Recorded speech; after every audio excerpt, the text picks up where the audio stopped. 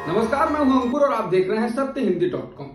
सत्यहिंदी.com को आप लोगों का लगातार भरपूर प्यार मिल रहा है और इसीलिए हम आगे भी बढ़ रहे हैं। अगर आप चाहते हैं कि हम इसी तरीके से आपको सच दिखाते रहें तो आपको एक काम करना होगा और वो है डिस्क्रिप्शन में दिए हुए लिंक पर क्लिक करिए। चलिए अब एक नजर डाल लेते हैं अब तक की सुर्खियों पर। बीजेपी नेता तजिंदर सिंह बग्गा को मंगलवार को पंजाब और हरियाणा हाईकोर्ट से बड़ी राहत मिली है। पंजाब और हरियाणा हाईकोर्ट ने पंजाब सरकार को आदेश दिया है कि वो बग्गा के खिलाफ 5 जुलाई तक कोई कार्रवाई न करे।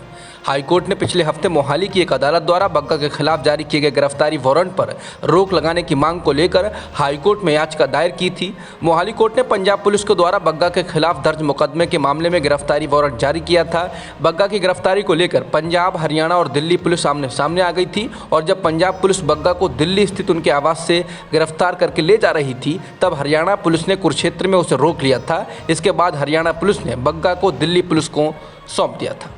राजद्रोह कानून की वैधता को लेकर सुप्रीम कोर्ट में सुनवाई हो रही है। इस दौरान याचिकाकर्ता के वकील की ओर से कहा गया है कि अगर सुप्रीम कोर्ट इस कानून की वैधता से संबंधित मामले को 5 या उससे अधिक जजों की संविधान पीठ को रेफर करने का फैसला करता है तो सुप्रीम कोर्ट को चाहिए कि वो उस धारा 124A यानी कि राजद्रोह के कानून पर रोक लगा दें और अगर कोई इससे संबंधित जांच या कार्रवाई लंबित है तो उस पर भी अंतरिम रोक लगाई जाए।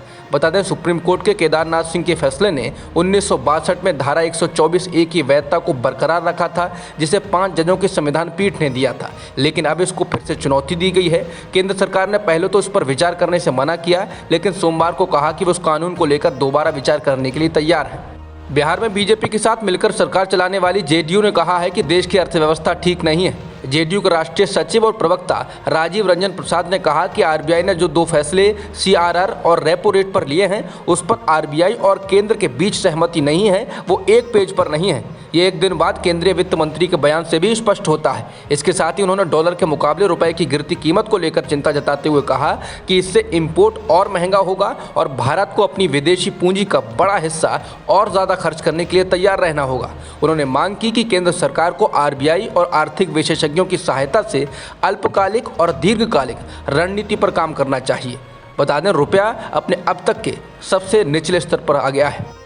जम्मू कश्मीर के उपराज्यपाल मनोज सिन्हा ने अनंतनाग में स्थित मार्तंड सूर्य मंदिर में रविवार को पूजा की थी, लेकिन भारतीय पुरातत्व सर्वेक्षण यानी कि एएसआई ने इस पर आपत्ति जताई है। एएसआई ने अनंतनाग के जिला प्रशासन से कहा है कि ये नियमों का उल्लंघन है। हालांकि एएसआई की ओर से इस बारे में कोई लिखित शिकायत नहीं दर्ज कराई गई है। ये मंदिर एएसआई के द्वारा संरक्षित स्थल है और नियम के मुताबिक एएसआई के द्वारा संरक्षित स्थलों में किसी भी तरह की धार्मिक प्रार्थना या धार्मिक कार्यक्रम नहीं किया जा सकता है। एएसआई ने कहा है कि उससे मंदिर परिसर में धार्मिक कार्यक्रम किए जाने के लिए पूर्व में अनुमति नहीं मांगी गई थी।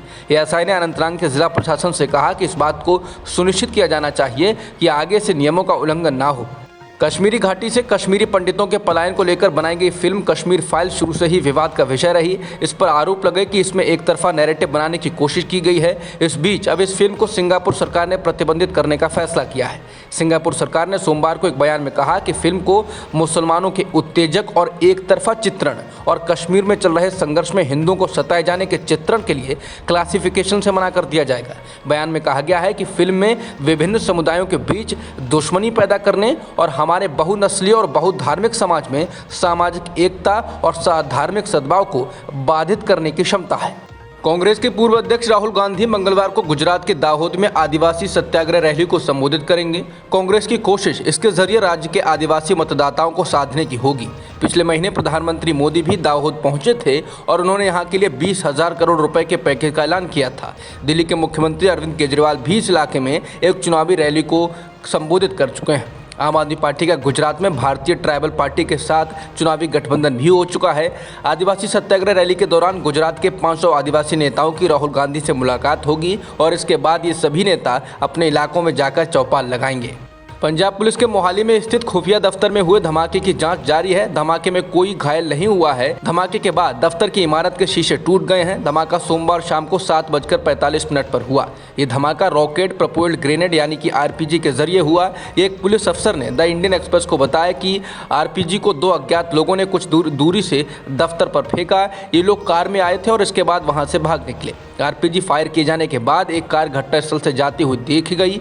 बता दें कि आरपीजी कंधे से दागे जाने वाली टैंक रोधी हथियार प्रणाली है जो विस्फोटकों से लैस रॉकेटों को दागती है। ग्रेनेड हमले को लेकर पंजाब के मुख्यमंत्री भगवंत मान ने कहा कि अपराधियों को बख्शा नहीं जाएगा। इसके अलावा आम आदमी पार्टी प्रमुख अरविंद केजरीवाल ने भी इस मामले में ट्वीट कर अपनी प्रतिक्रिया दी। केजरीवाल ने कहा कि मोहाली ब्लास्ट उन लोगों की कायराना हरकत है जो पंजाब की शांति भंग करना चाहते हैं। आम आदमी पार्टी की पंजाब सरकार उन लोगों के मंसूबे पूरे नहीं होने देगी। पंजाब के सब लोगों के साथ मिलकर हर हालत में शांति कायम रखी जाएगी और दोषियों को कड़ी से कड़ी सजा दिलवाई जाएगी। इसके अलावा पूर्व मुख्यमंत्री कैप्टन अमरिंदर सिंह ने कहा कि वो मोहाली में पुलिस खुफिया मुख्यालय में विस्फोट के बारे में सुनकर हैरान हैं। उन्होंने सीएम भगवंत मान से अपराधियों पर कार्रवाई करने का आग्रह किया।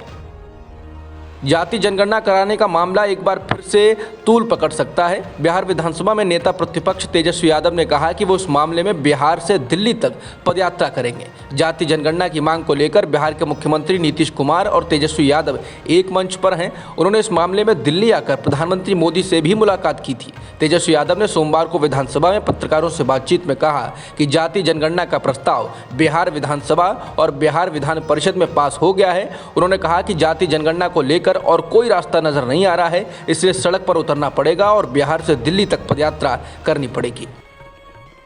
पत्रकार दानिश सिद्दीकी को एक बार फिर पुलिस जज सम्मान मिला है। बीते साल अफगानिस्तान में तालिबान और सुरक्षा बलों के बीच हुए संघर्ष में दानिश की मौत हो गई थी।